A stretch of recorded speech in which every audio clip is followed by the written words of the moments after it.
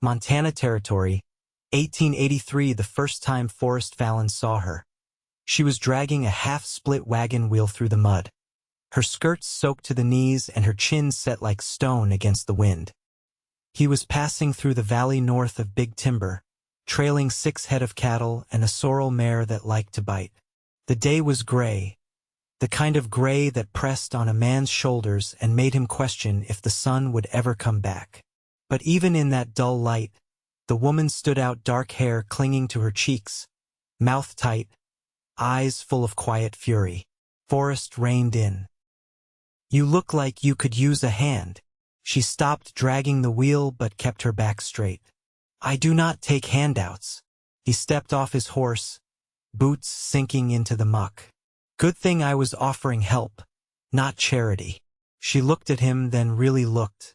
Her eyes were sharp, watchful, but not unkind. "It is just me and my daughter." Wagon broke outside of town. No one else stopped. Forrest nodded. "Let me guess. They said you were trouble." Her jaw tightened. "Something like that." He crouched beside the busted wheel. "Well, they were fools." He looked up at her. "Name's Forrest Fallon." She hesitated. "Della Abrams." "Pleasure, Della." He tapped the wood. "This wheel is split through. I can get you a new one from town, or we can haul the whole wagon in with my team." "I do not want to be a burden." "Well, I do not mind carrying treasure," he said, brushing dirt off his hands, "even if someone else called it damaged goods." She blinked, not used to kindness that was not laced with pity or judgment. Inside the wagon, a small girl peeked out. She had big brown eyes and a mop of curls stuck to her forehead. She clutched a threadbare rag doll to her chest. "Her name's Sadie," Della said quietly. "She's 5. Forrest tipped his hat to the girl. "Well, Miss Sadie, reckon we better get your home moving again." Della's eyes softened as she looked at her daughter, then at the man kneeling in the mud for strangers. "You sure about this?" "I am sure." He helped them load what they could carry onto his wagon. Della sat up front, shoulders stiff, while Sadie curled up next to her with the doll tucked under her chin. The wind picked up, but Forrest kept the reins steady and his voice warm. "You headed somewhere in particular?" Della shook her head. "Anywhere we can start fresh." He nodded. "I know a place, about an hour west. Good folks. I have a cabin there." Della glanced at him, wary. "Why help us?" He did not answer at first, just watched the road ahead, then said, "Because someone should have." The cabin sat in a small clearing near the Yellowstone River. It was not much single-room, stone hearth, a lean-to for the horses, but it was dry and warm. Della helped Sadie inside while Forrest stoked the fire. That night, Della sat on the floor, back against the wall, knees drawn up. Sadie was asleep on the cot, her tiny hand still clutching the doll. Forrest poured coffee into 2 tin cups and handed one to Della. "I can sleep in the barn," he said. "You do not have to do that." "I know." He smiled just a little. "But it might help you rest easier." She nodded, clutching the warm tin. "You from around here?" he asked. "No. Kansas. My husband left not long after Sadie was born. Said he could not be tied down. I stayed with my sister a while, but her husband made it clear we were not welcome. So we went." Forrest's jaw tightened. "You did not deserve that. I do not want pity. You will not get it from me." She looked at him over the rim of her cup. "Then what will I get?" He met her eyes. "Whatever you need. For as long as you need it." It was quiet after that, just the fire crackling and Sadie's soft breathing. Della watched the flames, her face unreadable, but her hands stopped trembling. By morning, Forrest was chopping wood out back when Sadie came running, barefoot and giggling. Della followed close behind, her hair loose, cheeks flushed with cold. "She has not laughed like that in months," Della said, watching her daughter twirl in the snow. Well, I reckon she has good reason now, Forrest said. Della turned to him. Why do you talk like that? Like what? Like people are worth something, even when they are broken. He leaned on the axe handle. Because they are. She stared at him for a long moment. You do not even know me. Not yet, he said gently. But I would like to. Della looked away, but he saw the way her lips twitched, like maybe she was remembering what it felt like to be wanted. Later that day, Forrest hitched the wagon and rode into town to get a new wheel. When he returned, Della and Sadie were sitting on the porch, sunlight catching in their hair. The wagon was fixed by sundown. You could stay, he said as she helped him clean up the tools. Della froze. You do not even know what people say about me. I do not care what they say. They think I am used up, a burden, damaged goods. He stepped closer, not touching her, but close enough she could feel his warmth. Then they are blind, because I see a woman who carried her child across half the country, who fought to survive every day, and I will take all of that and call it treasure. Tears welled in her eyes, but she blinked them back. I will not be someone you save, she whispered. I want to stand beside you, not behind. Good, he said, because I do not need someone to save. I need someone real. She looked up at him, and for the first time, something cracked open behind her eyes. Trust, hope, maybe even the start of something more. That night, he slept in the barn again, but her voice followed him out into the dark. Thank you, Forrest. And the way she said his name, it sounded like it meant something. Like maybe, just maybe, he was becoming someone worth holding on to. The spring thaw came slow, that year waterlogged earth loosening beneath rising grass, the river swollen and murmuring as it wound beneath still bare cottonwoods. Forrest had taken to checking the banks each morning, watching for signs of flood or fallen game. Della, in turn, began tending the narrow strip of soil behind the cabin, turning it with a spade she found rusting in the lean-to. She planted onions first, then potatoes saved from the sack in the root cellar. Her hands stayed busy, but her eyes lingered longer on the horizon now. Sadie says she wants a milk cow, Forrest said one evening, crouching by the hearth as he coaxed kindling to catch. Said she'd name it Bluebell. Della glanced up from her mending. She said that. She did. Told me cows don't like being lonely. Figured Bluebell might keep her company. She doesn't ask for much, Della said, her voice quiet. She never has. She's a good girl. Della nodded and bent back over the tear in Forrest's shirt. She's strong. You both are. Della didn't answer, but her needle paused for one breath longer than needed. A week later, Forrest brought home a brown-eyed Jersey calf, barely weaned and nervous. Sadie squealed and threw her arms around its neck before anyone could warn her not to. The calf bleated once and nuzzled her cheek. Della watched from the porch, arms folded, expression unreadable. She'll need feeding twice a day, Forrest said, walking toward her with his hat in hand. And a proper shelter before the rains come. You planning on training her to plow next? No, he said, eyes warm. But I was hoping she'd help someone remember how to stay.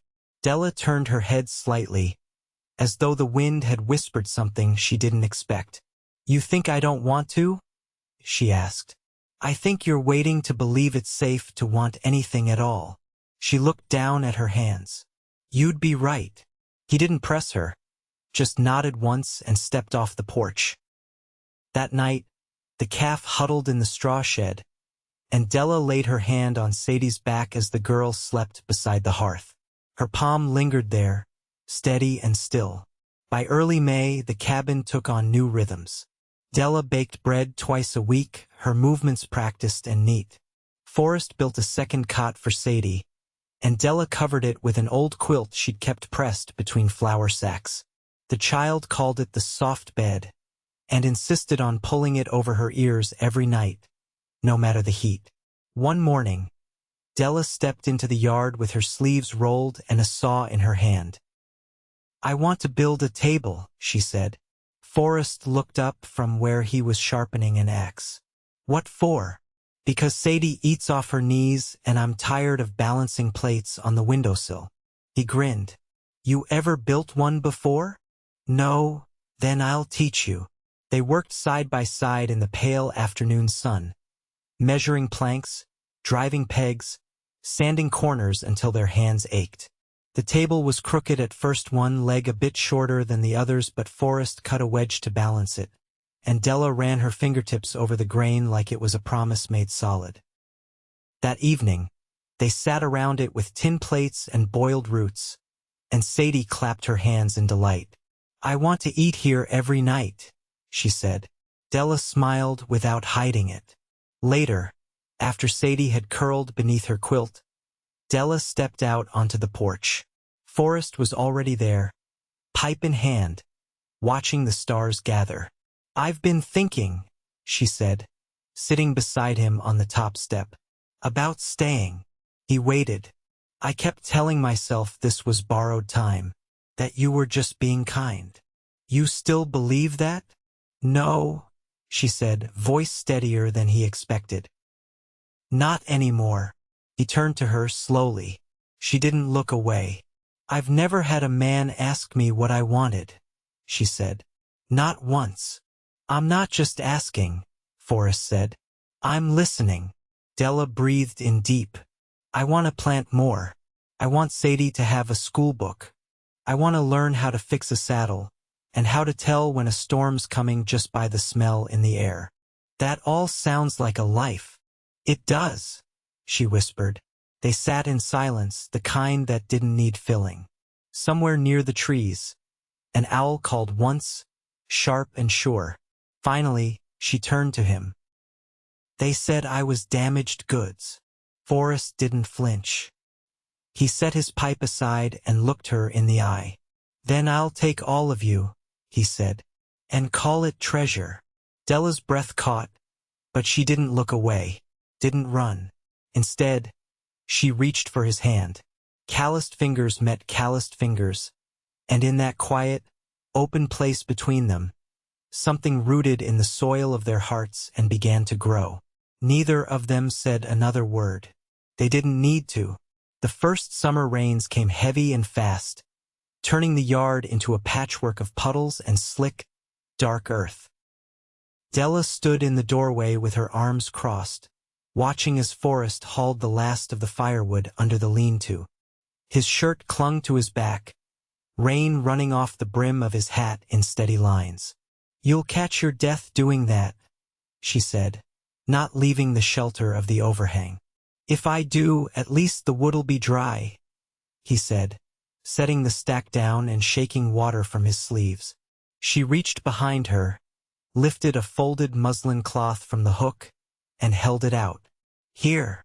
He took it, their fingers brushing. Her eyes flicked up, then away. "Sadie's showing the calf how to walk over the plank by the stream," she said. "Says it's training for a circus." A chuckle rose in his throat.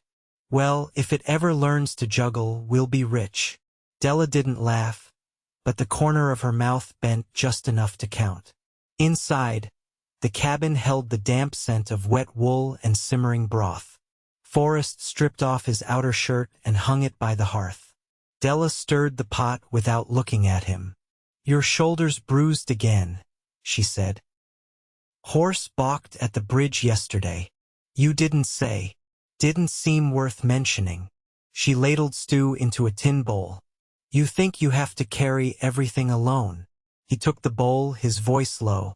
"I carried it because there was no one else. Till now." She looked at him then, properly. Her eyes were steady, not soft. "You don't have to prove yourself to me." "I'm not trying to."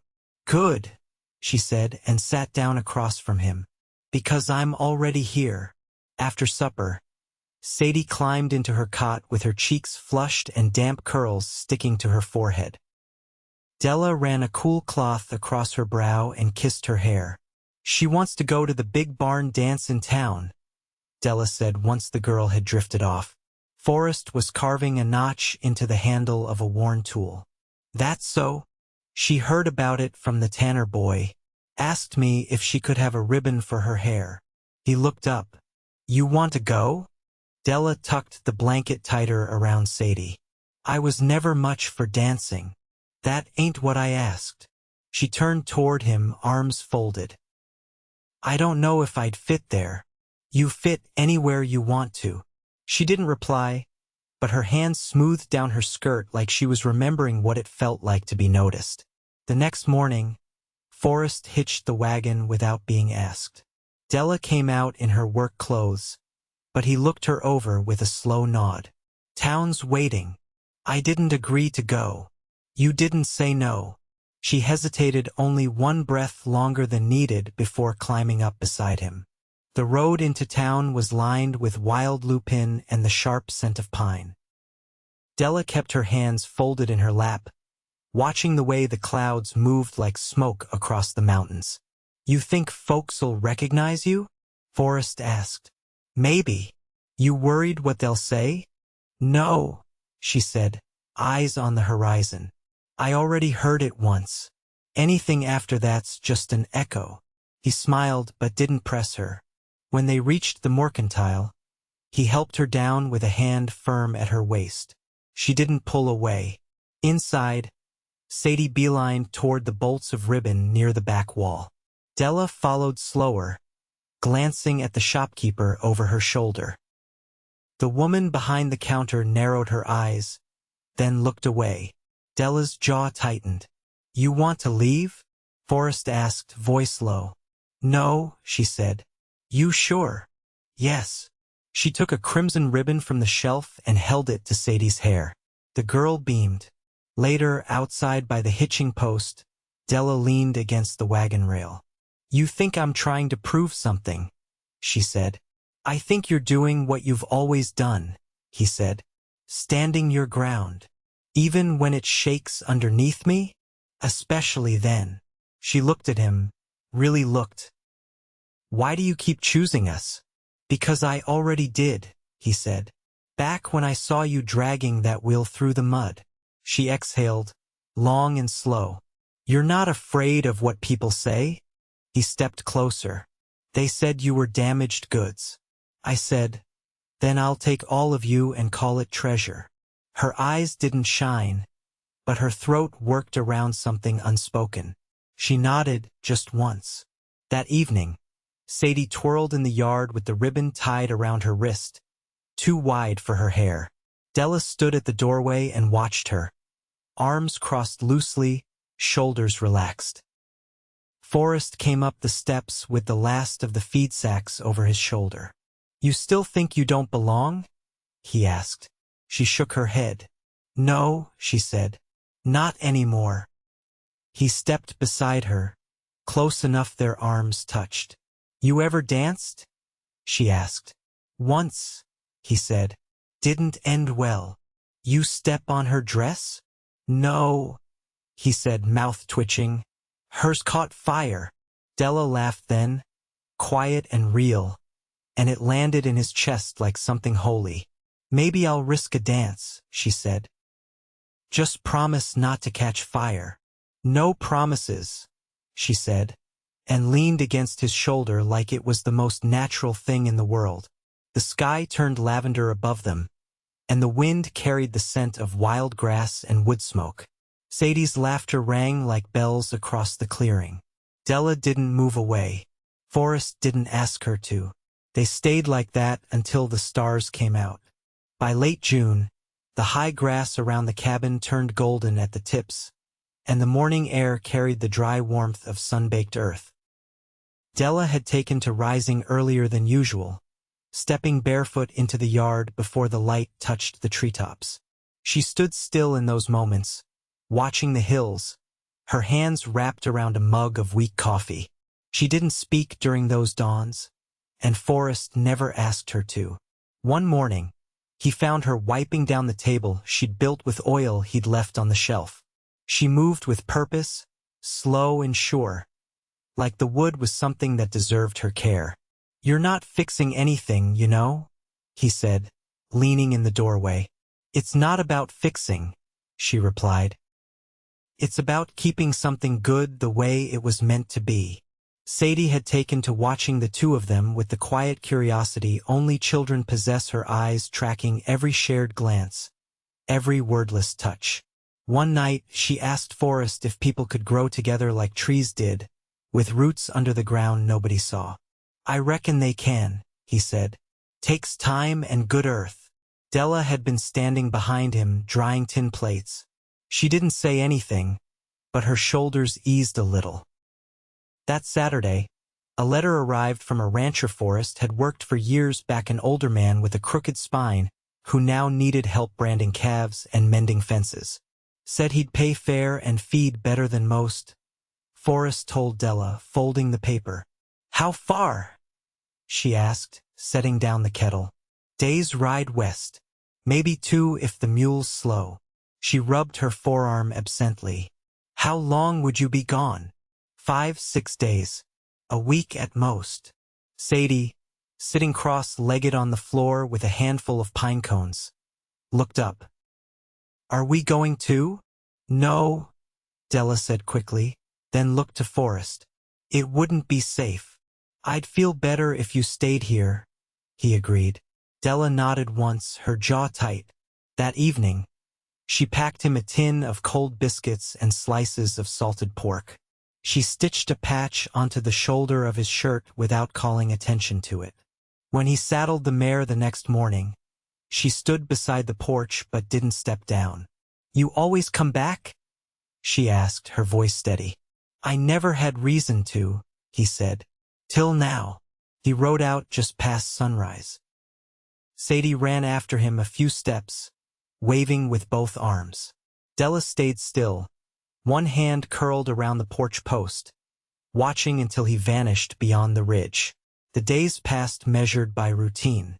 Della split kindling each morning, checked the fence line before the sun grew too high, and kept the stew pot going with whatever she could coax from the garden or barter from passing traders. One afternoon, as she was sewing new ties onto Sadie's shoes, a rider came up the trail. He was young, no more than 20, with a limp and a mouth full of nervous talk. "You're Miss Abrams?" he asked, dismounting. She stood slowly. "Who's asking?" "Name's Henry Burton. I work with Fallon. He sent me ahead to say he's on his way back. Should be here by tomorrow." Della crossed her arms. "He hurt?" "No, ma'am. Tired and a bit sore, but nothing lasting." She nodded. "Thank you." The boy smiled, glanced toward the porch where Sadie sat with a tin pail full of wildflowers, then tipped his hat and turned his horse. Della didn't go back to sewing. Instead, she walked to the shed and stared at the wagon for a long time. She opened the back flap, ran her hand across the boards inside. Then she closed it again and stood in the doorway, her eyes unreadable. When Forrest rode into the clearing just before dusk the next day, he found her on her knees by the garden, pulling weeds with quick, angry movements. Sadie ran to meet him. He swung down and caught her in his arms, lifting her once before setting her on her feet. Della stayed where she was. He approached slowly, wiping dust from his face. "You're angry," he said. "No," she answered, still focused on the weeds. "I'm tired." He crouched beside her. "Of what?" "Of waiting to be left again." He touched the edge of her sleeve. "I said I'd come back." "Words are wind, Forrest." "I brought you this," he said, reaching into his saddlebag and pulling out a wrapped bundle. Inside was a small book, the cover cracked, the pages soft with wear. She stared at it. "What is this?"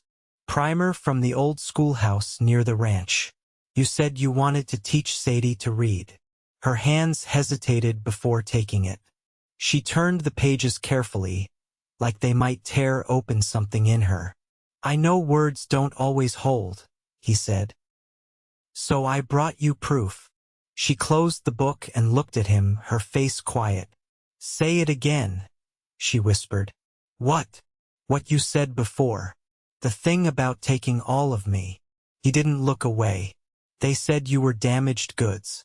I said, then I'll take all of you and call it treasure. She stepped closer then, close enough to feel the heat rising from his skin. Her hand came to rest at the center of his chest, fingers curling into the soft linen. You still mean it? I've never meant anything more. The last of the sun slipped behind the ridge, casting the yard in deep gold. Sadie ran past them with her arms stretched like wings.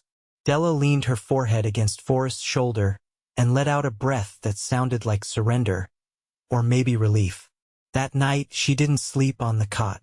She didn't ask him to stay. She simply reached for his hand, and he followed her inside. There was no music, no firelight dance, but the way she traced the old scar on his forearm. The way he cupped the back of her neck like she was something he could lose if he wasn't careful. It was more than enough. And in that hush where no apologies were needed, they held each other like roots grown deep, unseen but unshakable. The morning sun filtered through the burlap curtain, casting light across the table where Della sat sewing a hem into a piece of muslin too fine for work clothes. Her movements were measured, not rushed. Forrest leaned against the doorframe, arms crossed, watching her fingers tuck the thread just so. You're making something special, he said. She didn't look up. Not for me. Sadie? No. For the harvest fair. He stepped inside, brushing dust from his sleeves. You planning to enter? Not the dress, but I signed Sadie up for the children's recital. Miss Everson said she could recite that poem about the river. The one from the primer. Forrest sat across from her. She's not afraid? Della drew the thread through, tied it off. She asked if she could wear boots instead of shoes, so I reckon she's more worried about tripping. That got a laugh from him, low and quiet. You'll be there. I'll be front row, she said. You? He picked at the grain of the table, smoothing where the wood had started to lift. Wouldn't miss it. She folded the muslin, setting it aside. There's a harvest dance after. You remember how? I remember enough. She looked at him then, not smiling, but her face was soft in a way he hadn't seen before.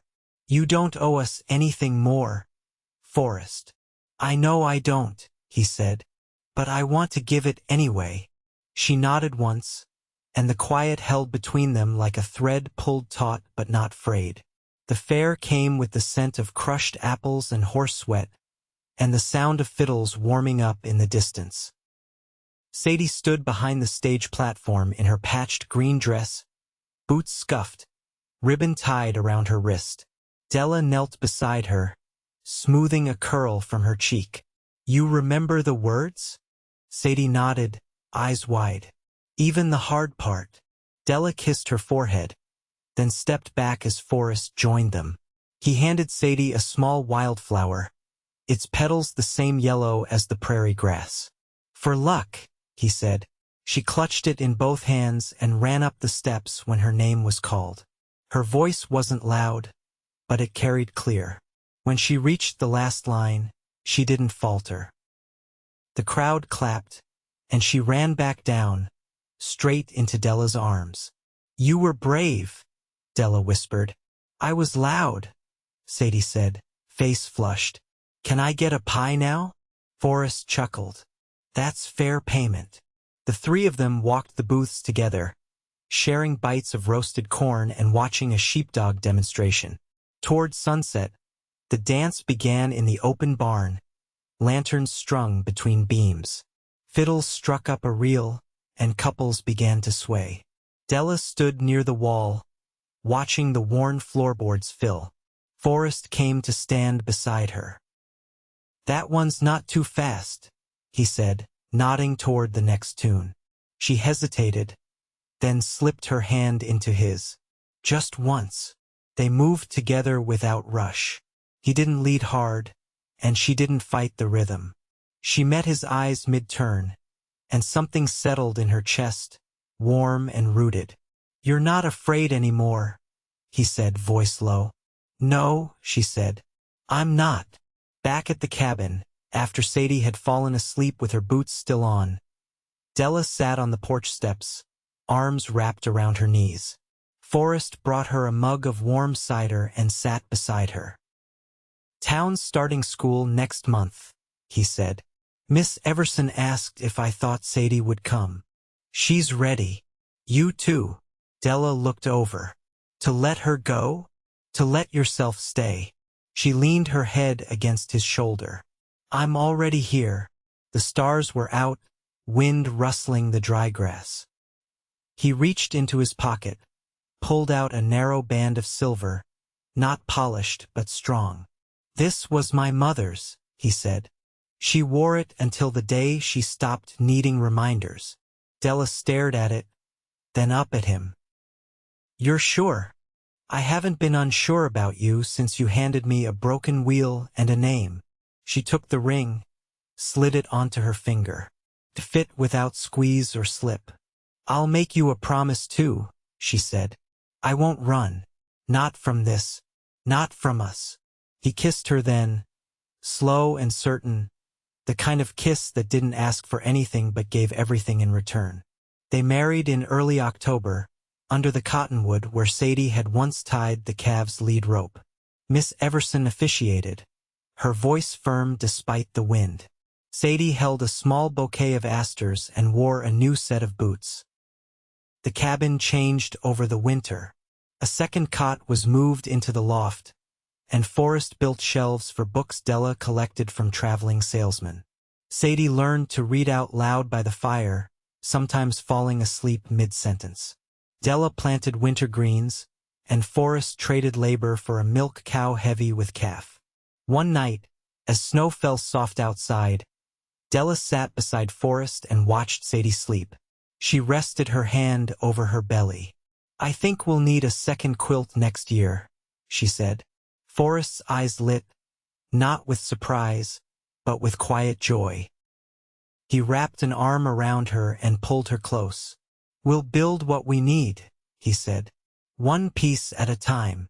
And in that narrow cabin, lit by fire and filled with the stillness of deep love, they built a life not from rescue, but from choice, from showing up, from staying. They never left that valley. They didn't need to. Everything they ever wanted was already growing there, deep in the earth, strong in the heart. Together,